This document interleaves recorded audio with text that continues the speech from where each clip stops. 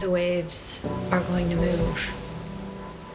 The waves of life are going to move. And they are irreverent to your feelings about it. If there's nothing that can be done to stop the waves, you can learn to surf them. That's the way it goes.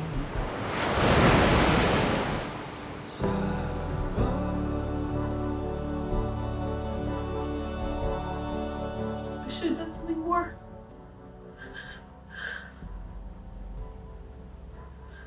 I should have known what to do, how to save her.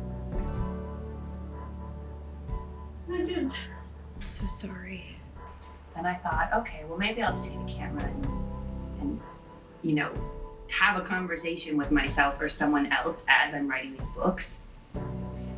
And that will get me to who I was and how I did it. And I could maybe answer all those questions I didn't answer. And you know, I'm a filmmaker, so maybe it'll end up being a documentary, or maybe it'll end up being my diary, or maybe it'll end up being some tape that I look at and go, oh my God, what the fuck was I thinking? Nobody needs to know this about me. I'm gonna burn it. Or maybe the first time someone will see this is when I'm dead. What the hell just happened? What just happened? And she said, I'm going to die. I mean, the second I saw Mary Beth, I knew it was it. He just looked at me and he said, we're losing our girl. You hear Allison say, but no, I'm not ready. And she said, why am I holding on? If death means walking through a dark tunnel, across a threshold into an unknown place, then love is the escort that lights the path. It's just the beginning. It's the beginning. It's the beginning. You write the beginning, and then you write the past, and then you go back to write the beginning. It's that exorcism type feeling. It's that moment in Ridley Scott's Alien, you know, that you feel like, you know, I have it all in me, and I am that guy at the beginning of the movie who's laying on the table and they're all waiting around while there's something inside of him, you know, which in my case is the story ready to just pop out of my chest, and I really just wish it would do it. She just blurted out, the last words to me was, Dad, I'm dying. She looked at all of us, the group of us, and she said, you're all my princesses. And she looked at me and she said, you're my prince.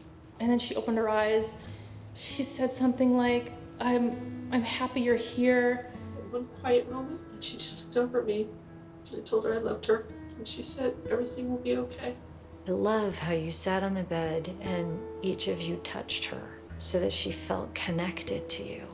I'm still me. Oh my God, I'm just pulling it out. Yeah. All right. Tomorrow, you know what? It'll be good. We'll do it on Friday, so then by Tuesday, I will have processed all of this. But I really gather that if this keeps going by tomorrow, I'm gonna have a bald spot. I was doing Pilates this morning, and I got up and I was like, I am not brushing my hair, because I was afraid, because then if you start brushing it. So then I go to Pilates, and every time I look down, there's hair all over the bench, and I'm going, oh my God, does everyone see my hair all over the bench? No one did. But I knew, and then I got in the shower and I was like, it's just coming out. Of course it's not coming out of my legs. I had to shave my legs and my arm. If this hair comes off my head, it better come off my legs. And my armpit, for God's sakes. It's like a forest in there. No matter how strong somebody is, and no matter how great they look, and no matter how good they're doing, what you have to remember is even with all of that, at their very core, they're hanging on by a thread. That's the thing, nothing fixes it. I think the place we get stuck, the hardest part, is when we spend all of our life energy trying to fix something that cannot be fixed. Some people get stuck for the rest of their days trying to fix the problem of death. It seems like the answer is that it's never going to be okay again. And yet, it's going to be okay again. Here's something, this is kind of hard to say. I'm going to say it just because I want to hear your reaction to it. Okay. When you called me and told me you had cancer, it was really sad. And then we talked to you a little later, like, we're going to make a documentary about this thing. I'm like, I'm in. Let's start now. And I was in New Orleans, like one night, I sort of woke up in the middle of the night thinking, What if she doesn't live? Oh.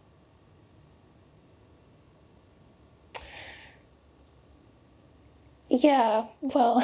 So it's like you're asking, you know, I want you to document this thing. We're going to document this and go through it together. I mean, I didn't, you know, it never occurred to me in my waking life that it wasn't going to be this triumph.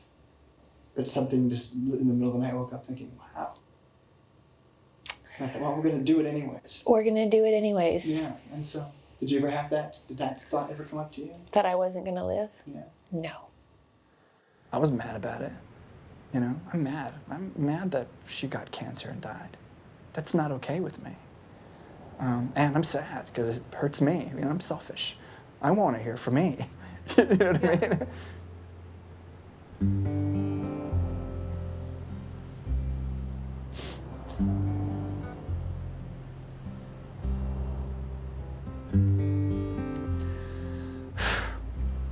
Just miss her. It's kind of funny, but when we were setting up, you know, there's other people in here, and I get kind of into my shooting mode. You know, I'm like, oh, we're lighting. Where are we gonna put it? Where's the best camera angle? So as we're setting up and doing everything, I'm like, okay, where's Allison? We need Allison. Yeah, right. I'm not kidding. So. And then it happens. It's in that quiet moment, which to me feels like the bottom of one's breath. You know, that pause when you're really relaxed before you inhale. That's where our loved one stays. That's where they live.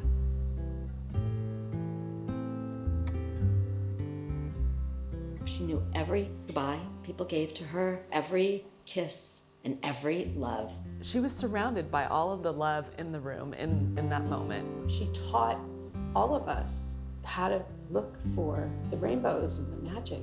If you allow yourself to be as open to it, you let her in, she's everywhere.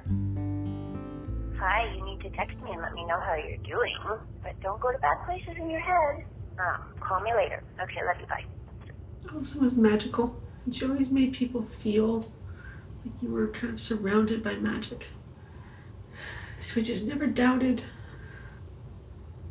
that she'd be okay. And I knew we'd had conversations and I knew what could happen, but I couldn't see it because I needed to be in it with her. And in it with her meant we were gonna hope that everything would be okay. And then when it wasn't, it's like my world got quiet. I think what we're really talking about here is what happens to us as human beings when we love and we walk to the gate of death with someone and then they leave us.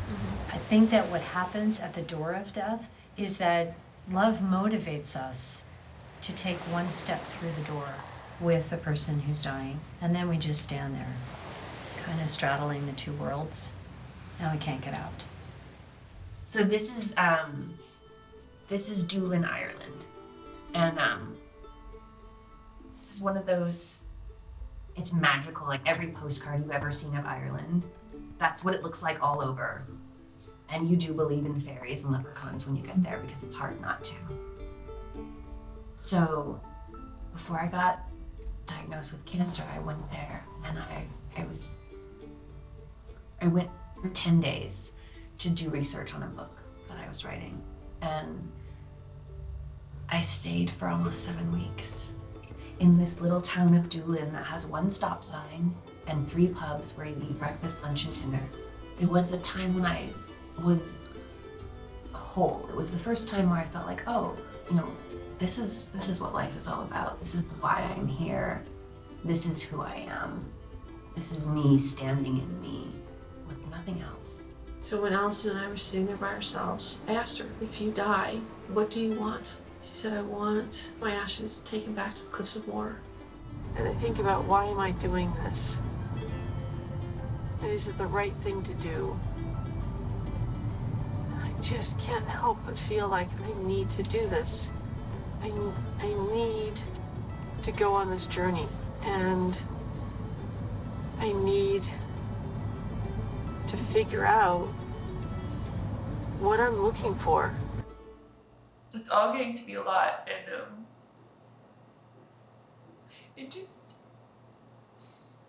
it seems like every time I turn around, something big is happening.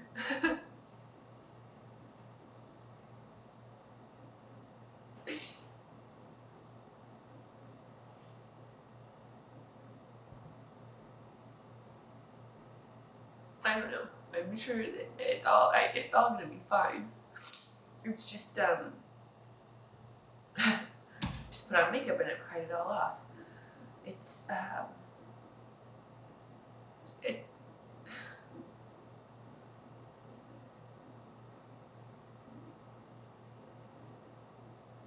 breast cancer, anything changes, not just who you are and how you look at the world, but it changes how the world looks at you.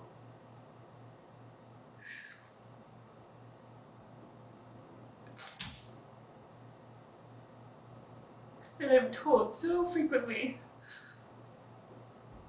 people admire you and your courage and you're brave. It's a very lonely thing to be. It just is. It's a very lonely thing to be. Imagine that the door of death is closed, and this is what it looks like. So you're sitting at the bottom of a well, and you've been thrown in against your will. Hope is lost. Oh, no, I can't do it again. I'm just gonna cry.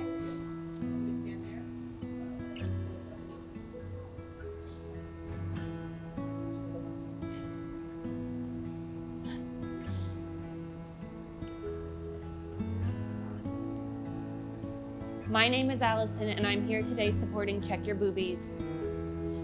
Because I didn't check mine, and when I found my lump, it was almost too late. Tell me you got that. Yes. Okay. Go. Yes, yes. Can't I breathe?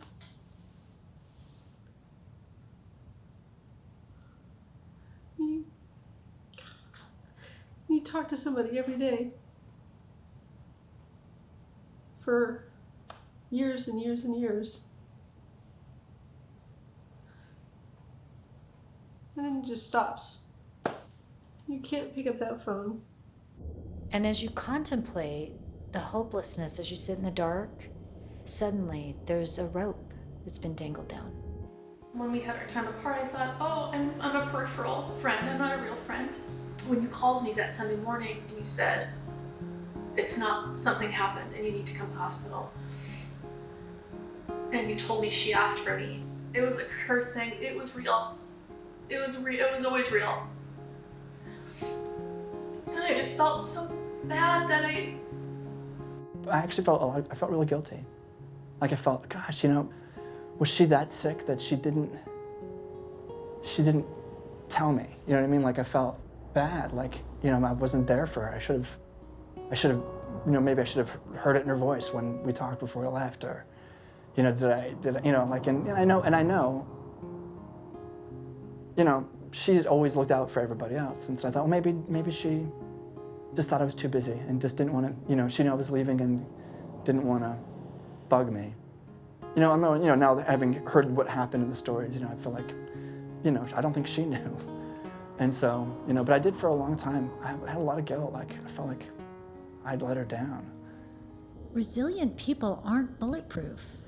They're actually vulnerable. And that vulnerability helps us to take hold of that rope at the bottom of the well and allow ourselves to be pulled out. So it's November 7th, and it's my birthday. I didn't really think I was going to celebrate my birthday this year because it's been my birthday every day. Everybody's been really good to me, and I've been lucky every day. And then I realized that I am going to celebrate my birthday because it's kind of a big deal that I'm here. Which seems like a lot to say, but if things hadn't unfolded the way that they did and I hadn't found that lump that morning, I don't really know where I would be or where I might not be. I guess the amazing thing this morning to me is that it took 39 years for me to figure out that the only wish I needed to make was to be healthy and happy and alive. spent 38 years wishing for other things, and I think that's my forever wish now. I know it is, and one I intend to make come true. So if we can find a way to speak truth to those places inside us, that unspoken place where the knots are still tied, I think we can move into that space and begin untying the knots for good. And that's kind of what makes grief complicated, because sometimes there's knots in places that we don't see or we don't really want to think about or go to. If there's a knot back behind you and you're not looking at it, then how can you untie it? In the back of my mind, I was thinking, yeah, this is going to be great. We're going to do this thing. We're going to watch this process. We're going to make a movie together, which is great. But I was thinking, but what if she doesn't make it? And that was kind of tough, But I remember that my first thought was, God, I don't know if I could finish it. To make a film. I didn't want to make a film about somebody dying, especially a friend. And I think you're the first person who said it out loud to me, but there's talk, I know that other people called each other and said, wow, am I gonna lose her? And when I hear it secondhand, it touches me, but this is the first time that anyone has said that to me. That's what I told you. And I hope everybody knows that I have no intention of dying anytime soon. But and if for some reason I did, you people better finish this. It's very important. And that would not be the end. She connected with you around your anxiety. And so when she said, it's gonna be okay, you could believe her because she knew. Yeah. Because you had shared yourself with her in such a vulnerable way that she knew the dark crevices inside you. And so to lose her felt like you were losing your line to life. It wasn't just Allison that died. It was your hope that you would be okay that died with her. Losing Allison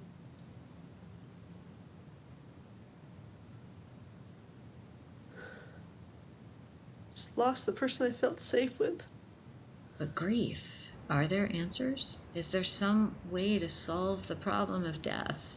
This step-by-step guide to do this and that, and then you don't have to face death. We all know that's not the case. So I think the challenge in talking about grief is that from the get-go, you're talking about an unanswerable, unsolvable problem. I think a part of why it was so lovely going through all this old footage, it was more time with her that I didn't have those months before she died, And so you're making a bargain for the sake of this documentary that you're going to stay in death longer than is good for a person. And your fear then is if you don't take the ticket out when life offers it, if you don't, allow the rope to pull you back into life, will you get stuck there for the rest of your life? And every time you don't take it and say, no, I'll stay here longer, there's a little part of you that dies, and a little bit of hope dies every day for the sake of this calling that you've answered to tell the truth about what happens at the edge between life and death. It's the final piece. Yeah. And then bam, we're going to Ireland and we're drinking whiskey and beer. That part of the doc too? Oh, yeah. Yeah, let's go. We have to bring Matt. We're going. That's what, that's the whole, do you know that? Do you know that the whole... I don't know about the island. The whole deal is at the end of this. Ireland is a very special place to me, and I love it, and I love the people there, and it's home. Thus the Sinead haircut. I'm preparing.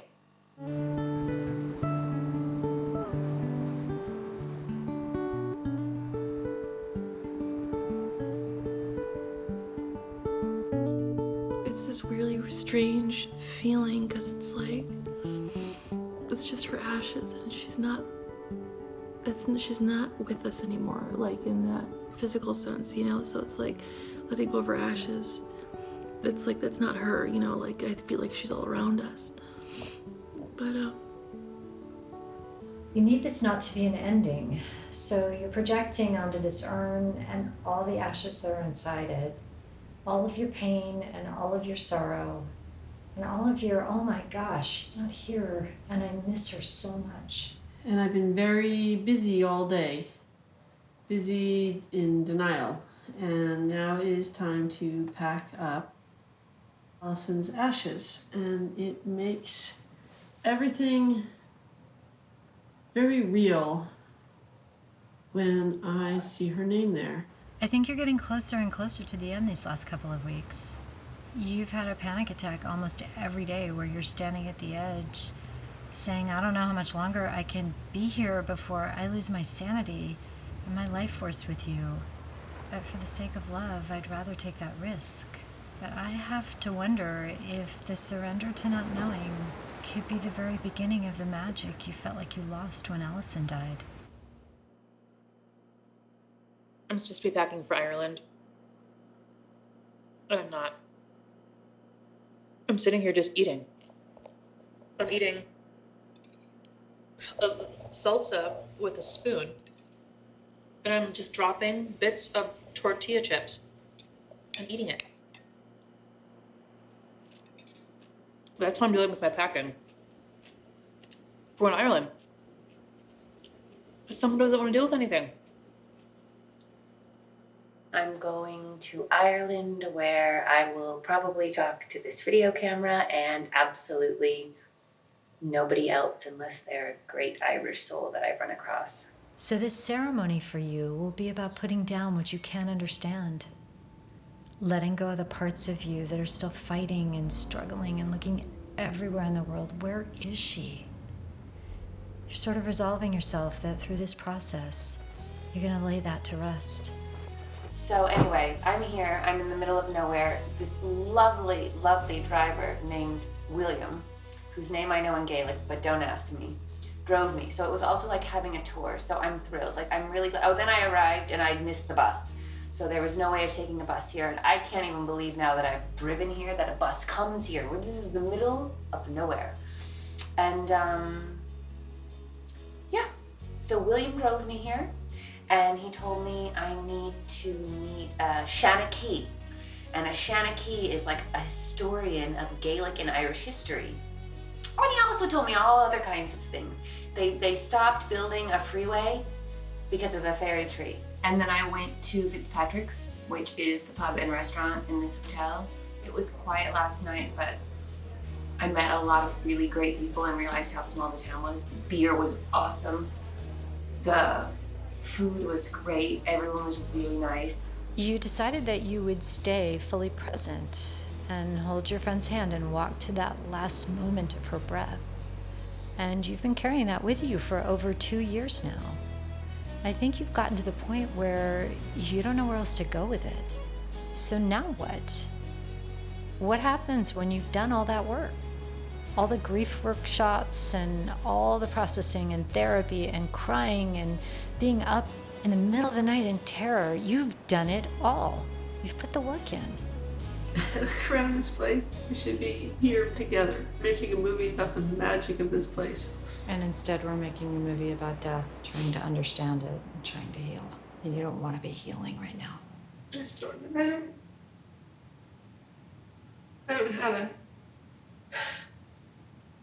Have you ever been in the ocean playing in the waves and a wave hits you just right?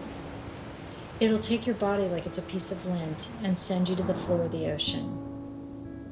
And you find in that moment, if you struggle against it, it's just kind of like the wave is laughing at you.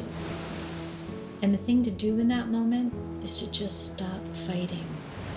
Ireland is a very warm, soulful country, and it feels like home to me. And I didn't know these people for very long, but I instantly connected with them. I instantly connected with many people there. Philip and Bernie and Ellen. I met them when I spent 6 weeks in Ireland writing my second book. I went to St. Bridget's Well. And St. Bridget's Well is a very sacred and beautiful place. Very small, not a place that's on any tourist map. Was instantly a very special place to me and a place that I hold dearly in my heart. And I don't know that I ever mentioned my trip to the well to Philip or Bernie or Ellen. Somehow, well, it's special for everyone, and basically it's a shrine, and there are wishes and hopes and dreams and candles lit and prayers that fill the area around this well. And the other day, I opened my email, and there was a note from Philip and Bernie and Ellen, and there was a picture. And there was a picture of me.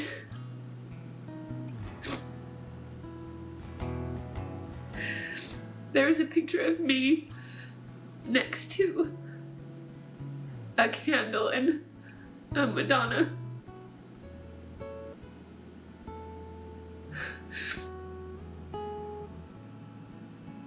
And everything in that moment was so beautiful and so real.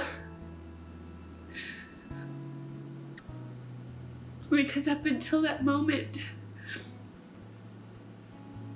places like that, that's where I would put something for somebody else. But the fact that I'm in something and they had to do it for me, and people are doing things like that for me, it's a lot, and it's wonderful, and it's amazing, and it means so much to me. It just made it so real, and it seems so crazy for me to say that when I'm sitting here with all of this, all of this.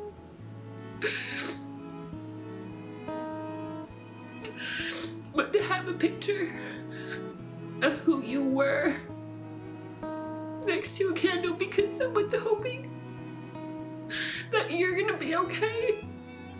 But that gave me a moment of looking from the other side. And it's so scary to me. And so beautiful to me, but so scary that every night Lisanne's mom and Mary Beth's mom do a rosary for me. And that Laura's mom lights a candle at her synagogue for me. And that these people who I knew for such a short time put my picture. We're not all here forever. And, you know, I've been very lucky in my life. But as I go in here, I know we all have the same things that we are eventually going to suffer, you know, that's the way. Not really negative or pessimistic about it, but it just makes you feel human. Yeah. When you're experiencing something, they're not here, and they're not coming back. Physically not coming back. And I think that being here, this is new. I'm experiencing this for the first time. And it brings up this grief again, because I'm experiencing it without her on this trip. Your instinct is to hold on and try to stay up at the surface because it's where your breath is. But the thing to do is to let go and let the waves toss you and trust that the air will be there in just a moment. And I think that's right where you are. The wave has taken you down and you found that struggling against it is ridiculous because you're powerless. But maybe in your struggle for air, you're missing that it's in that quiet space where there's no more struggle. That's where you'll find Allison.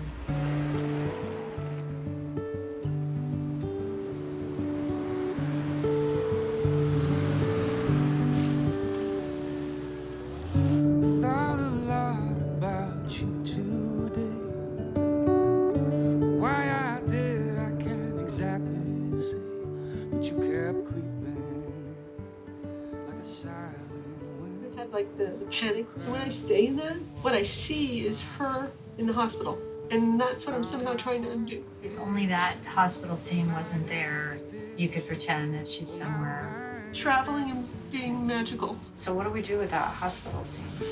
No matter what version of this film I cut together, or how magical we make this celebration, how much music we play, how many toasts we have, I'm not coming back with her.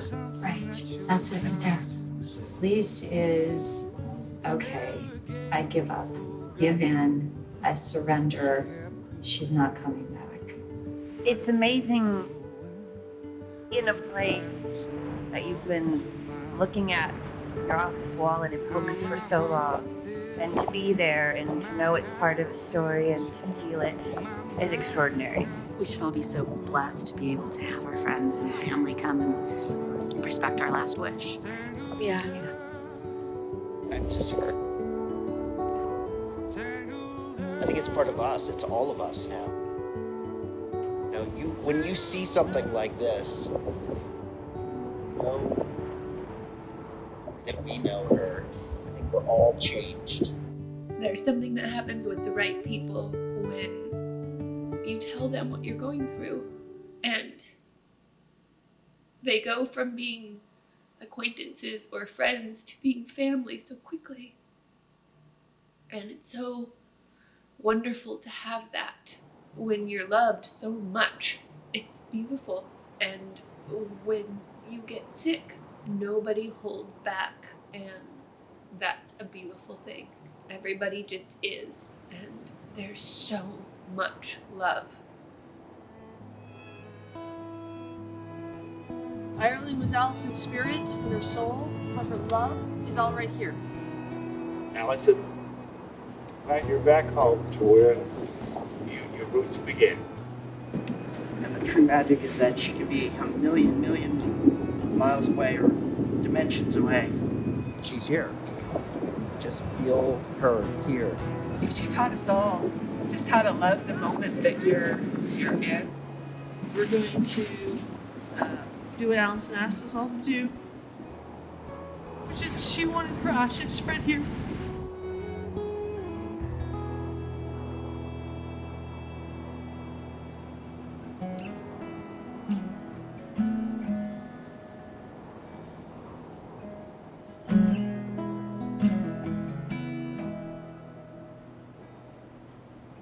I send my kiss out to the wind.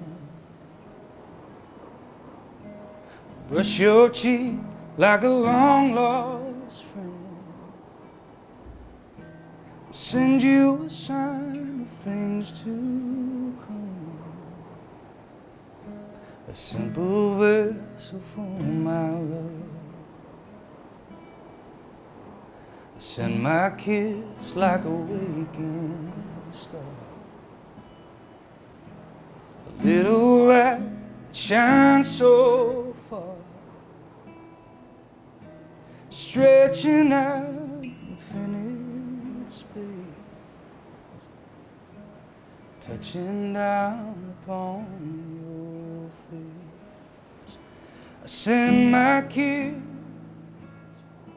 in all my love. I send a prayer when I'm alone. I send my kiss when the day goes down, and from my lips I send my heart. I send my heart.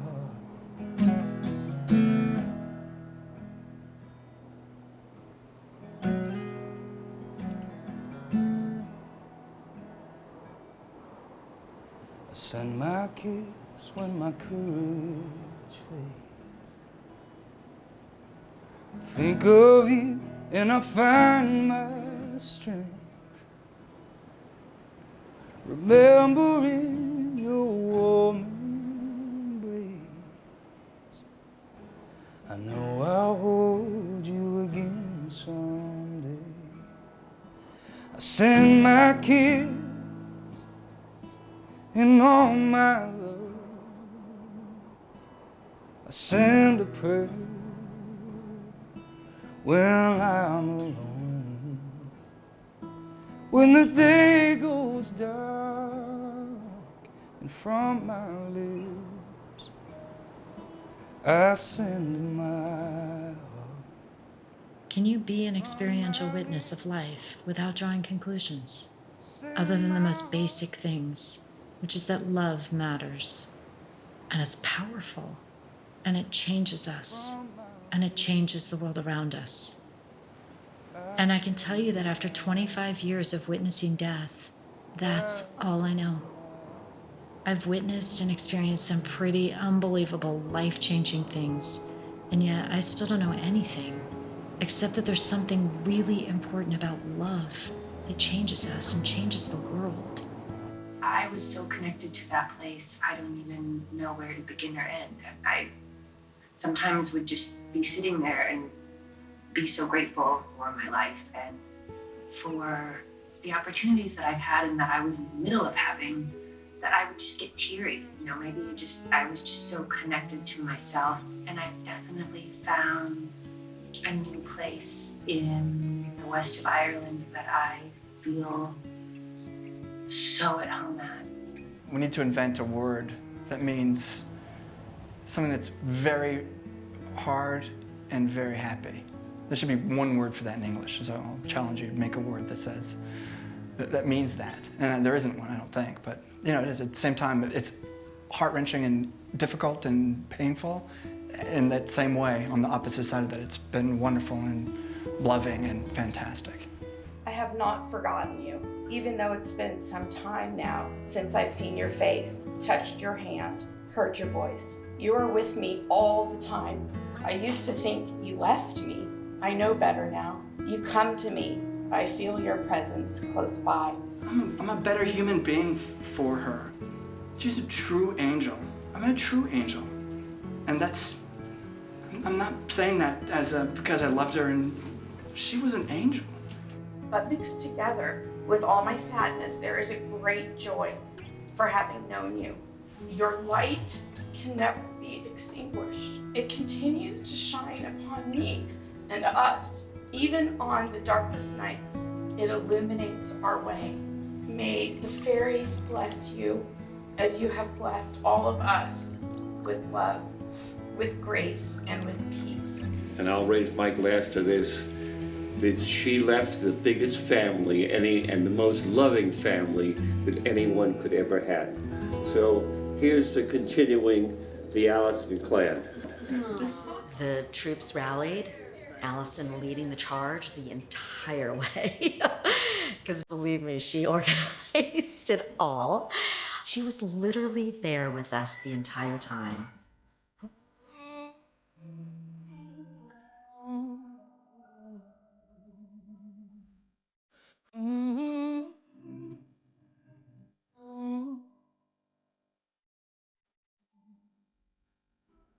One door and one door.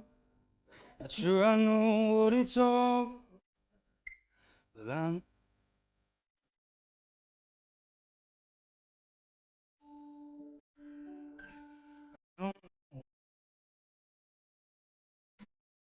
pages can't, but I'm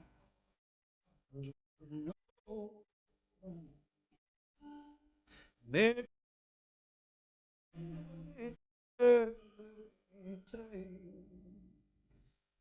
somehow I've it by the hand.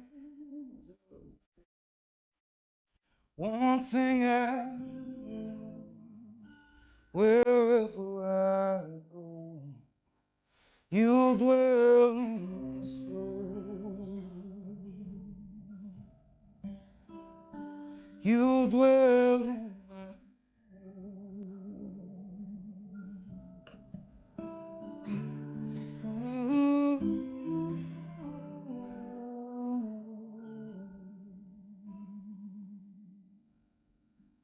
I don't know where we go, where we're going, but I know it's worth it. Whatever life throws my way, With every move I make, I know you love me. It's very much like a butterfly.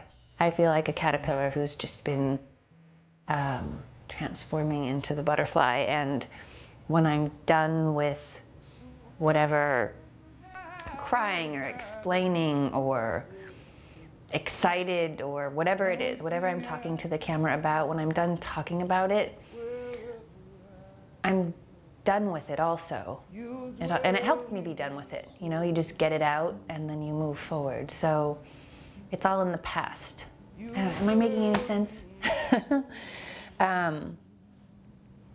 So in that way, I think I don't mind a camera being pointed at me as much as I used to, because it's all old me.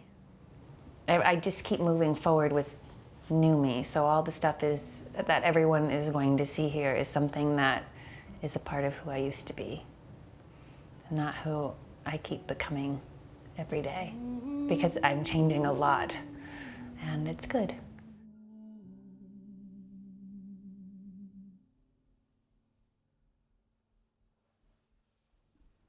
I will never stop missing Allison.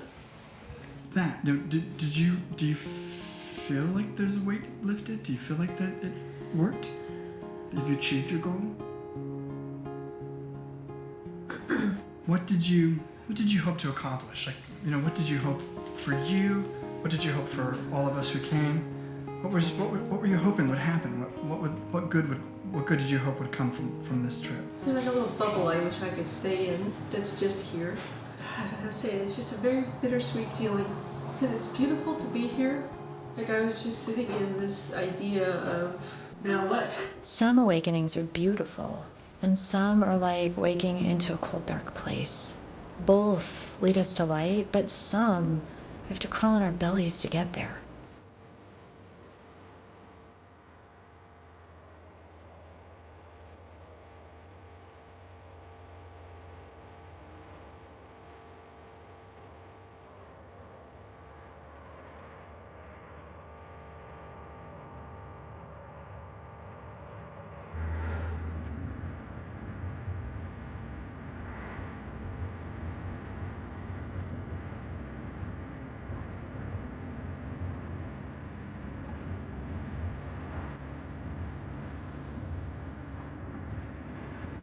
None of it changed it. I thought when I came home that I would feel better. I think that the reason the first trip didn't work for you is because it wasn't about you.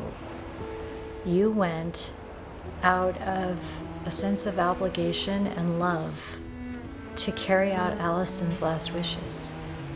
But it never became about your grief. And so you never did the work of healing yourself. I want to feel that joy and that laughter. And I want to feel like everything's okay. Instead, I just feel like this. And I don't know how to hold on to all that we had. I just feel very empty. I feel all this emptiness. And I don't want to feel like this. I think something has to happen. Or for me, something had to happen for me to get it. I guess it's growing up. Some people grow up as they get older, and some people grow up overnight because they get some piece of shitty news that makes them. And I'm one of those people. We always fixed it before.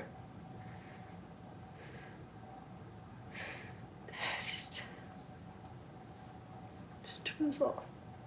Smiling? It's not a picture, it's a video. Oh!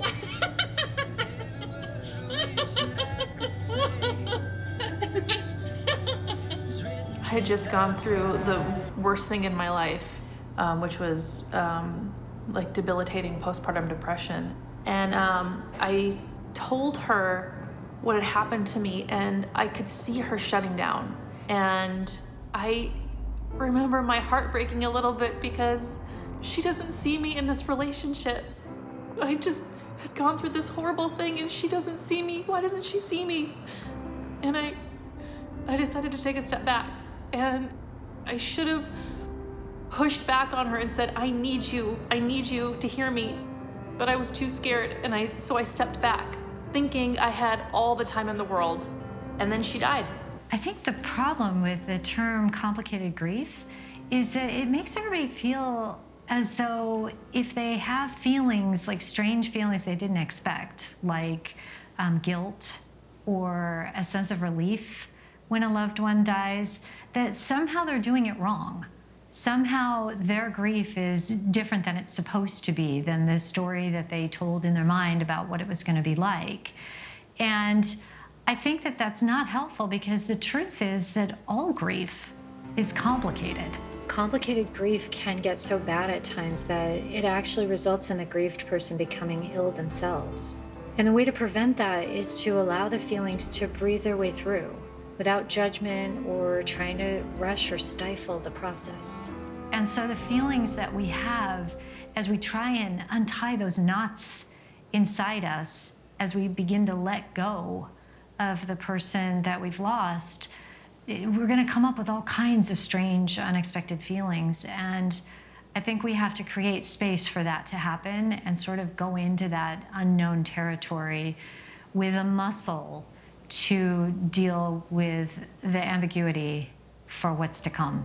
And it's simple, and it's beautiful, and it's rich, and it's complicated, and it's honest. It's all of it. It's life. It's life, and it's not life dipped in chocolate. It is life. The good, the bad, the ugly. And because of all of that, it's just beautiful. One of the things that's different about me, from other doctors, is that I have to say goodbye to people, and then I can't tell anyone about it. When the time comes for someone to walk through the process of death, I help them with that. And then I guide their loved ones through the process of grief, and I teach them how to let go. I'm a death midwife, and I love what I do. I'm grateful for what I do. I know that probably sounds really weird. Why would anybody want to be around death and grief and sorrow? Most days it's rewarding, but there are some days that walking through that process of death stops me in my tracks. And that's why I run, to ground it, get it out. Because there's just no way to walk through someone's experience with them, to do it authentically without really being in it. What does it feel like for people after? What is it, you go through this whole process of, for me, it was cancer treatment. Whatever the traumatic experience is, you go through this process and then you're done. And I think that we say we're done so we don't have to be the weird girl in the corner anymore and that wallflower.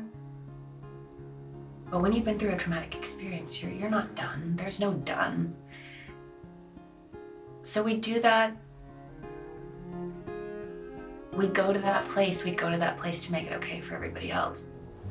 There's this thing called vicarious trauma psychologists talk about. And it's this idea that when we really are practicing empathy, the experience of watching another human being suffer and you're helpless is traumatizing, because we people are constructed to take care of each other. When you have to watch someone that you care about and you know deeply, when you have to watch them suffer and you can't make it stop, it's hard. But there's this other thing that happens there. It's like I'm putting my ear up to the door of death and listening into the hereafter. And there's these bits and fragments, these, pieces of mystery that unfold there. It's like I'm gathering grains of sand or bits of star, and I carry those with me back into life, and they illuminate my life and the lives of the people I cross paths with. And those fragments, those pieces of story, they not only inform the way I live, but in this way that's hard to describe, they bring back to life the person that we lost. When I can't make sense of the way that I feel, and everyone's moving, but I'm And sometimes, I don't know why, but life is not linear. Sometimes we gotta go back because we've left pieces behind. And sometimes you don't realize that those pieces have been left behind until you try to move forward and you still just can't. Hey, Emby, it's Alia. I am sitting here at the shuttle pickup, and traffic was horrible. I just wanted to give you and Stacy the heads up. Hi, Emby, I'm here. They're not letting me check my bag, and I'm freaking out. We missed it, and it's completely my fault. Our next flight isn't for like another 8 hours. I want you to picture Alice. We were talking earlier about how she's probably laughing and just getting such a kick out of everything that's happened today. And I think she probably finagled all of it in order to make us stop and be in the moment and laugh together and appreciate that we're here. What's so bad with that? Right. What could be so bad when we're here? Oh my gosh, this looks actually really good. It does. Blind missed, but we have pumpkin pie in El Segundo. Knowing who the people in your life are because of how they react. Because you gotta be who you are. And when you go through a traumatic experience, whether it's cancer or anything else, if it's big, you can't hide it. So if you stand in the truth of it, you will get the reactions, and you learn who the people are around you. You learn who you want to be around you and who you don't. And sometimes that's hard. And sometimes it's hard to talk about it because you don't want the reaction, but it's hard not to talk about it because you don't want the bullshit, because you've been through something and you have no room for that anymore.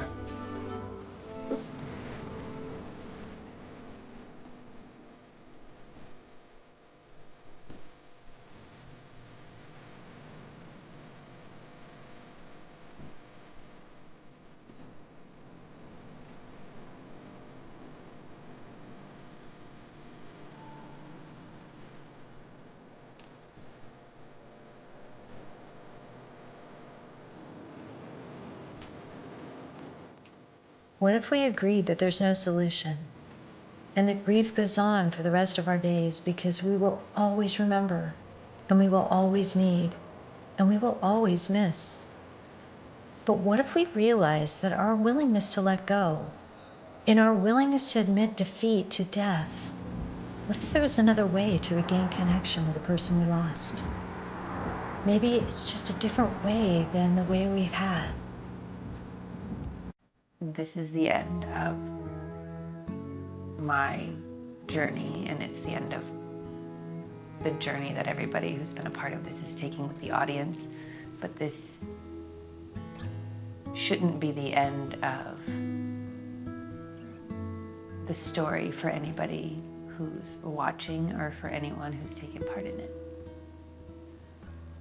Does that make sense?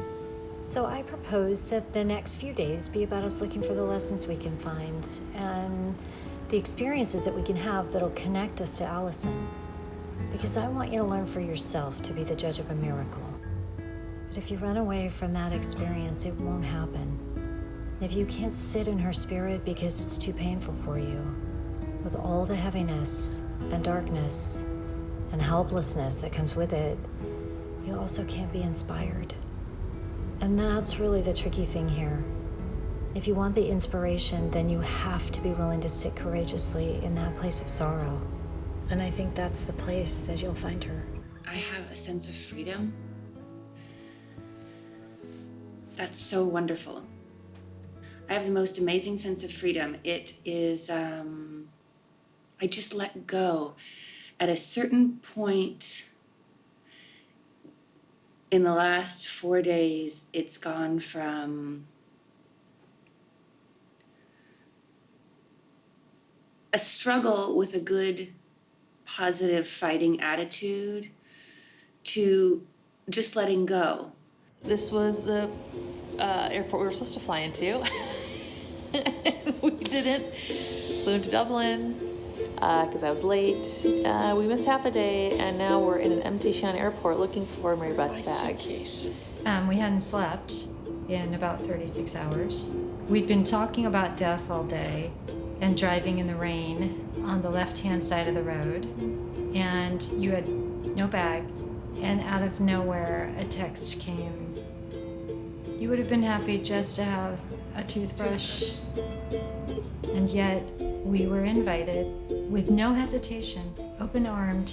We were invited into the home of people who hardly knew us, but they loved Allison, and in the middle of the night came out to get us, and home was waiting warm and comfortable with food and drink and a Guinness beer and merriment and laughter and love.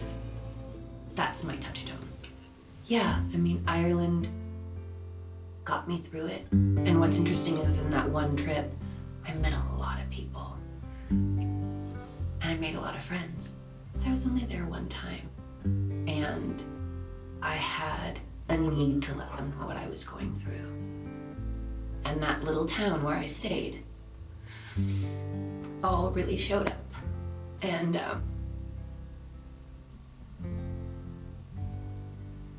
the way they supported this person they had met one time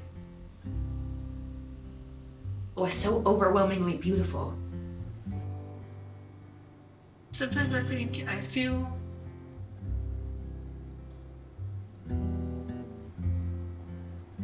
like I'm pulling myself back. Because when I leave that grief, it feels like I need her.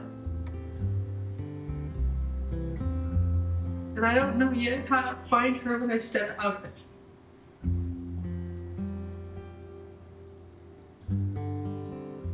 I don't know what that looks like. There's a point that we cross over in grief when we go from feeling the loss and the sorrow and the helplessness of death into the prospect of a rebirth, the chance to start over, doing things differently moving forward. It's particularly difficult because the rebirth requires us to leave behind the person that we lost.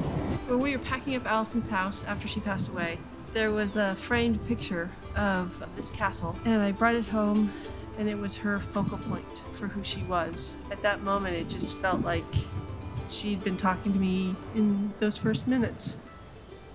It doesn't make sense. It doesn't make sense that she's not here. It doesn't make sense that we're making this movie. It doesn't make sense that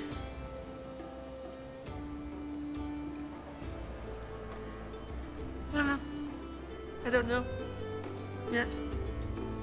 The more Allison has spun the magic of every step, I mean, it's really undeniable. The more gifts of love, the more warmth, the more safety that is offered to you.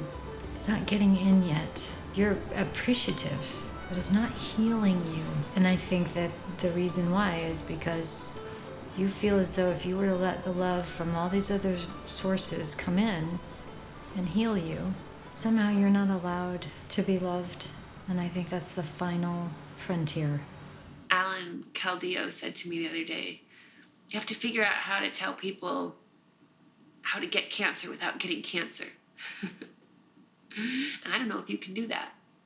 And what he was talking about, what we were talking about, is clearing all the stuff out of your life you don't want, and all the people out of your life that maybe shouldn't be there, and bringing all of the love into your life that is around you and maybe you wouldn't have otherwise. People at the grocery store that maybe I wouldn't know. The people in my work life came forward. There is so much more love in my life than there was before I was diagnosed. And it's real and it's powerful. And I wouldn't trade it for anything in the world. And I never would have got it if I hadn't been diagnosed with breast cancer. There is no solution for loss.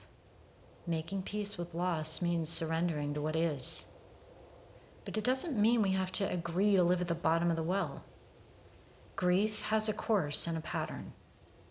And in my experience, grief has a solution and an ending. The solution is love and inspiration and faith in life. And the ending is a mysterious miracle that creeps in like a subtle rainbow that we only notice if we look up. The thing about the ending of grief is that we have to accept loss in order to rebirth hope.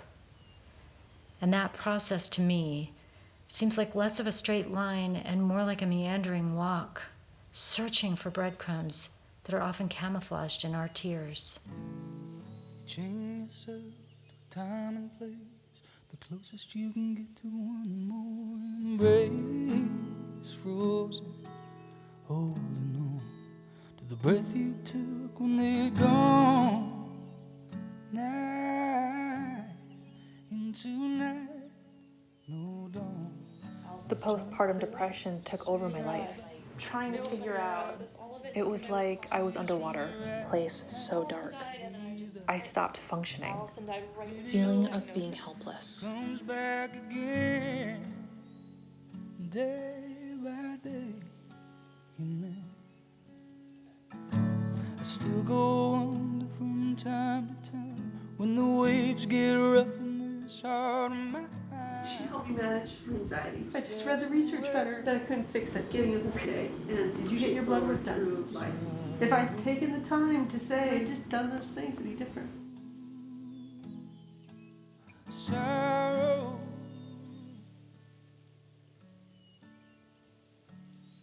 Guess that's the way it goes. Sorrow. I love facing the sun because it makes me feel like I'm having a communion with God.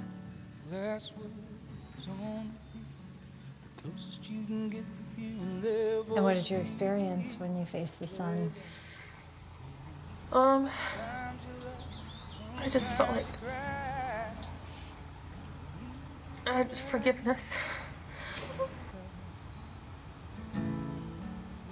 I just felt like God said, it's okay. You're okay, you're good. From now on, when you turn and look at the sun, I want you to replace forgiveness with a new word, resilience. I want you to feel Allison's resilience, encouraging, inspiring, and supporting you. Let it be a reminder of how resilient you are. When the waves get rough in this heart of mine, guess that's the way it goes. Sorrow. You chose to do your meditation walking through the cemetery area, and you were going to allow something to flow out of you, and I wonder if you'd share with us what happened. I think it's the fear. There's a fear and an unworthiness.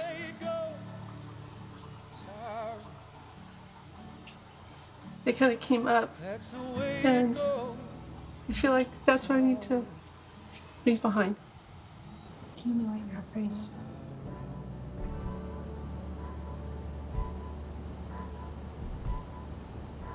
I just feel like I should have done something more.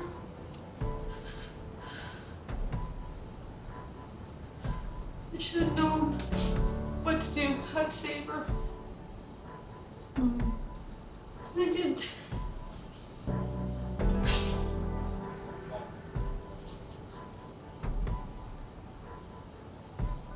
I just can't shut my mind in my mind over and over again. I just keep thinking if we'd done this, or it would have been different. And I can't get past that we didn't win. We didn't.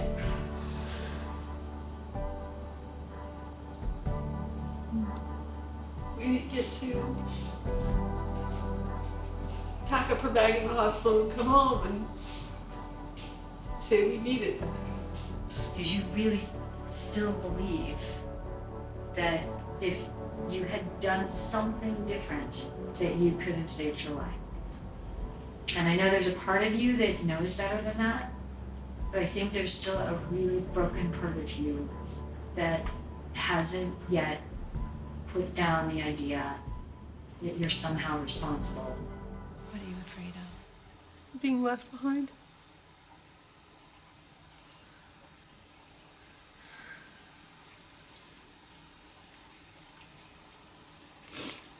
Of losing that love, so I don't share it. I won't be hurt by it. There's always this risk that we take when we decide to love and to be loved, that love will go away, that it'll leave us again. Love is everywhere. And that it comes and it goes, but it's always here for us. Yeah, why do we hide our tears from each other? You don't want to acknowledge it's real, do you? You hope it's not real, that's the way, you know? Yeah. So in the time that's most difficult for us and most bizarre, we go away from each other rather than coming together. Yeah. It's very true. Shouldn't it be that we come together and hold on to each other? I was trying to articulate and explain to her one day that I hadn't freaked out about the cancer, but that I cried a lot. And she looked at me and she said, "You cry because everybody loves you, right? You're crying for the love." And I said, "Yes, that's it." She hit the nail on the head, and I had trouble trying to find those words, and that's what it is. That's pretty smooth. That is the best whiskey ever. Also drink. Let's good. drink to Allison for bringing us all here. Yes. Very much so, yeah. Thank you. I put down tonight over the hills. I said to Philip, so sad that she wasn't, you know, she didn't get to see the sunlight we saw tonight or that view, which is Funny, sad. when I was standing there, I actually thanked her because I was sitting there looking at it, and I'm like, without her having experienced that, having met you guys, we would never have seen that. You know, It's like she's opened a whole new world for everybody, really, you know, and it's great. But it's lovely that you've shared it together. And yeah, thanks to Alison for that. So it's because she didn't get to share it with you as well, isn't it? You know? Been lovely. Alright. Okay. Yeah. Okay. You'll bring your camera, your fancy one. Tomorrow. Okay. Okay. Alright. But I think it's funny that I'm focused on the documentary when I need to be focused on me, but maybe that's my defense mechanism. And that works for me. Whatever works. It's better than pills. But pills are good too.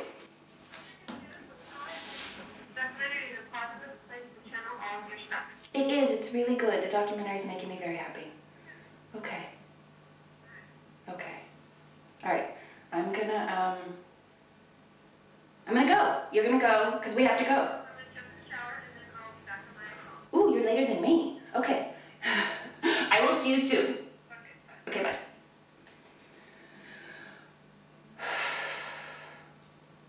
Okay. This is fine. Maybe it happens that grief causes us to be so broken that in that space of our brokenness, that crack, the light shines in so that love can find us because we're open to it. Give your mind a break. I wish you were here. I told her I loved her, and she said, Everything's gonna be okay. I will take care of you. Call me whenever you want to. I love you. Bye-bye. Let love rush in and seep into every pore. I just feel her. I feel her in this. I feel her in this connection. And It's unexpected, and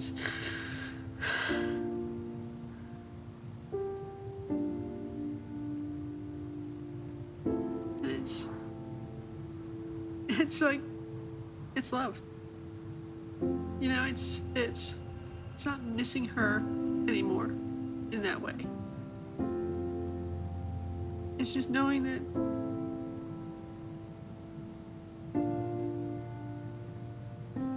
she's here. The human part of me would love to go get tea, but I feel her. I know she's here.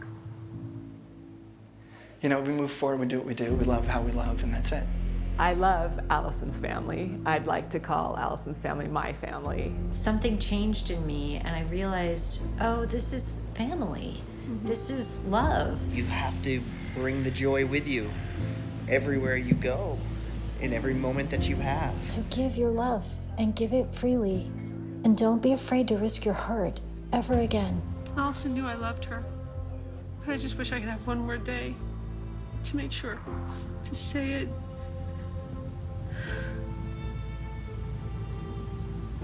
But we're here now. I love you.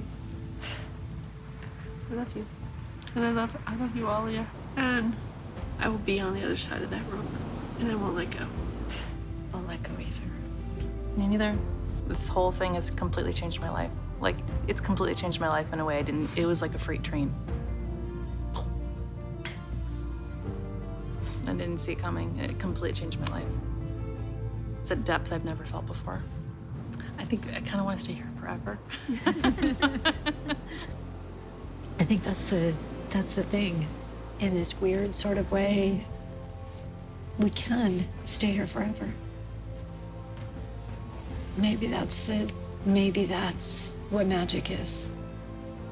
To learn to stay in this moment forever when you know that you love and you feel whole. And then you take that forever and you move it into the world.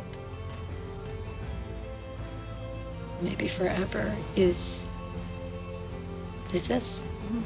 The hardest part is over, and that's so exciting because I just want to get on with my life and go.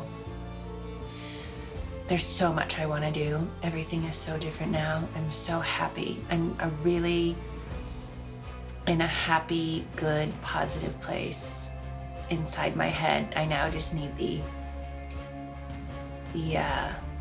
freedom, the money, the release from these doctor's appointments to go doing all of the things that I don't want to wait to do anymore.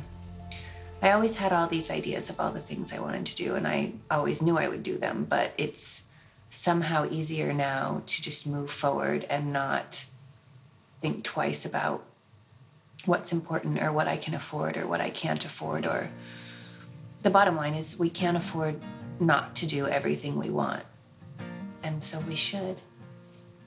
And that's exciting. My path isn't always straight, full of twists and turns I wish I didn't have to make. The good and bad feel like one and the same when the sun shines. Grief is not the enemy. It's not the thing we should be trying to heal. After death, grief comes to help us understand the meaning of life. It's the belief that death has to be the end that keeps people stuck. From the surface, the ocean seems ominous and scary. But it's actually full of life, and the waves are just the current through which life travels. It's not that grief drags us under the waves. It's that it transports us to a place where life can be found again. And the rules might be different now, but if we're willing to trust just enough to surrender to life on its terms, then grief can transform us into new people who can still connect with our loved ones and walk forward with them into more and more life. Really an exquisite, beautiful place. But there are beautiful places all over the planet. It's more than that.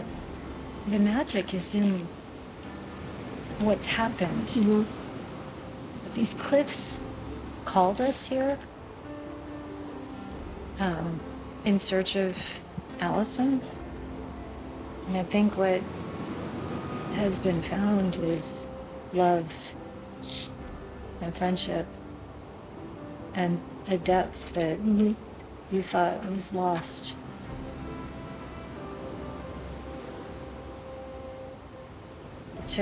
It took the beauty of nature to get you here. Really, it was the process of people and love that happened here. And that's your answer. That's what you've been looking for. Yeah. This is a movie about being alive and living. Life is precious. And it's, that's something that your parents tell you when you're growing up and minded, be happy you're alive and blah, blah, blah. And I get it now. And if I didn't make it to the end of today, I'm in a super good place right now. And I'm so happy. I've never been happier. Cancer is perspective, and cancer is freedom, and cancer is living in a very raw and real and awful and fabulous way. It's the balance of good and evil, like right in your face. Because when you walk out into that world saying yes, everybody else is there saying yes too. People show up when you say yes. And it's that brotherhood, that sisterhood, that human camaraderie that is what your healing is.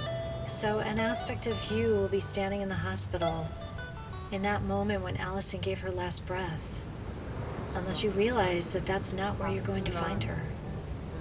Because Allison is no longer in that hospital bed. She's with you out in the waves, in the fullness of life. She is in the companionship that you found by saying yes to life. And that's what she meant when she told you that this was just the beginning. The hard things aren't as hard because there's no bullshit. There's no bullshit in Ireland. I think it's against the law. People are just not interested in it. We don't have time for that. We're walking through this postcard to a pub, and it was such a special thing. And it seems crazy to say, just knowing who you are, but I don't know if I hadn't had that grounding experience, that grown-up experience of this is what I'm doing here. Right.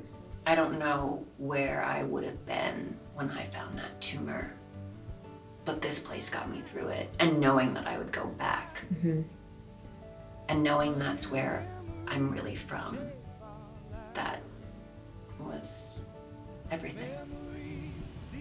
And Alia and Mary Beth and I were like braided together through this trip. And so, my rope continued to do my job, and so did theirs. And in the process, Allison braided us together. I don't know how else to put it. It just, love happened. So we've missed our flight from Dublin to LA. And we can't check a bag because if we do, we're gonna miss our flight. So we are ditching MB's bag and we're repacking our other bags. Okay, we're gonna make it. We're gonna make it. Okay, we have just made it to Seattle.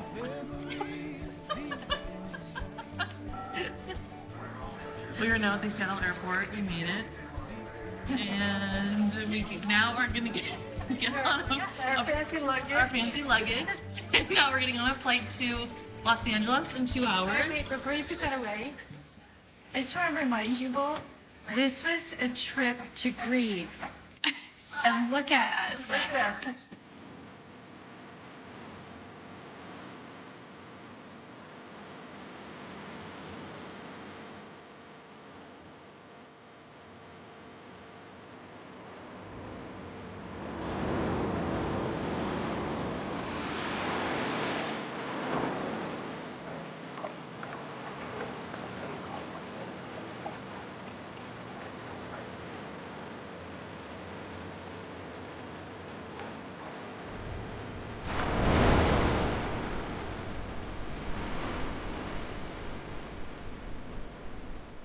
surfing seems to be that magic for you. Yeah.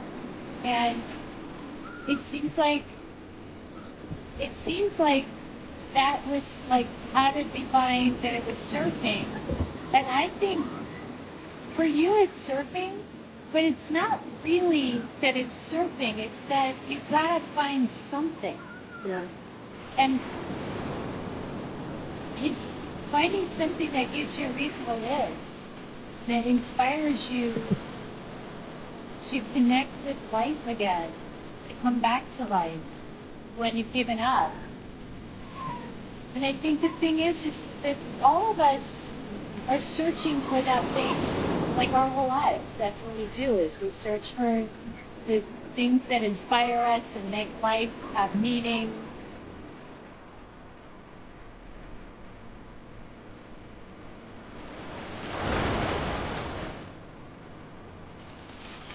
And this is the view, and I don't know how well anyone can see this view. But this view has gotten me through so much. I wish everyone could have it. It was by fate that I got it. And look at this view when I was going through so much. Everybody should get to have that moment. And everyone should remind themselves or remind someone they love to take it.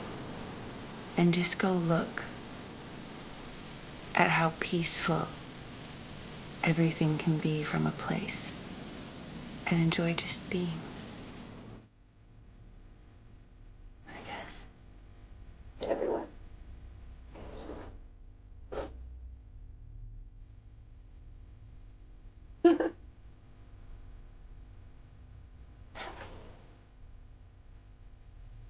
You cross paths with a person that you understand on such a different plane of existence that it's almost like you've known each other throughout your whole lives. You finish each other's sentences and your sensibilities are the same, and the places that you hurt, you almost don't even need to explain. That's the truth about why all people connect. Deep, intimate friendships happen because the other person reaches into us and heals that part of us that's hidden, that we couldn't have healed in any other way.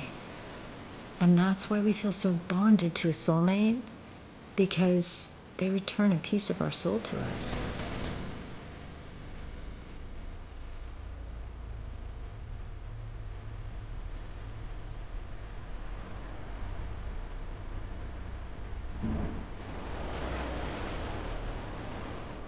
Did you believe that you could ever get to a place again where you felt that kind of love, you felt that kind of safety and warmth? I will lose other people, but that doesn't mean I'm not going to love other people.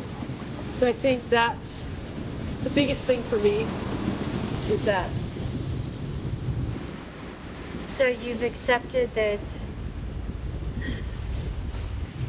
that love will always include loss. Mm-hmm. And that's non-negotiable.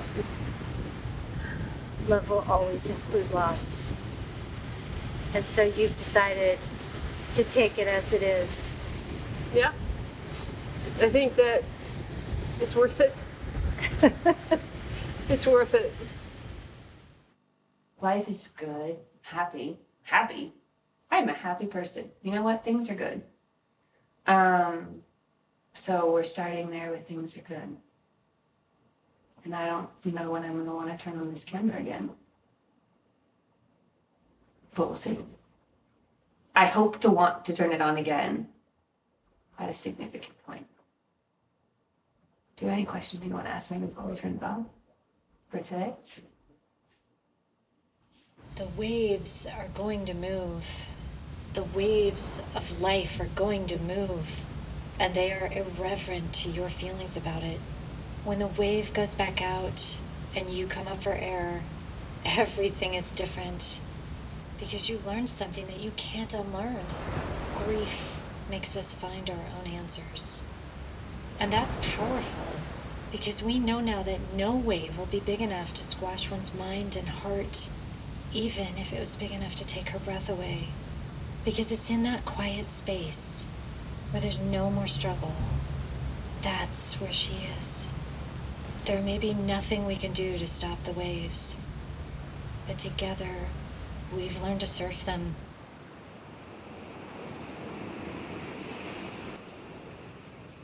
Allison, if I was looking at you through the ferry portal hole, I'd say I love you, I miss you, and look what wonderful thing you've done.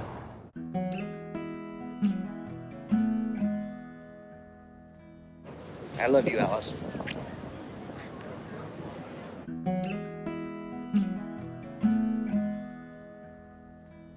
Allison, if you're looking from up there, I want to say thank you for the magic you've spread.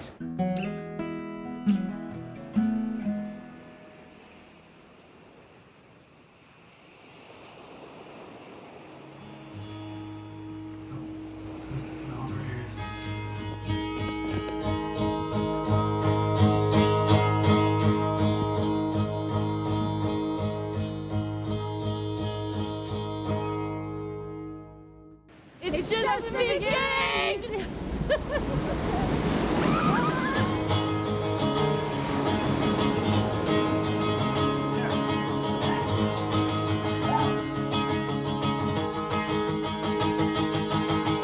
In 100 years I won't care about my words. Those long nights awake tossing and turning. In 100 years my words will be a thing. I'll come and let them hold me down when I'm leaving.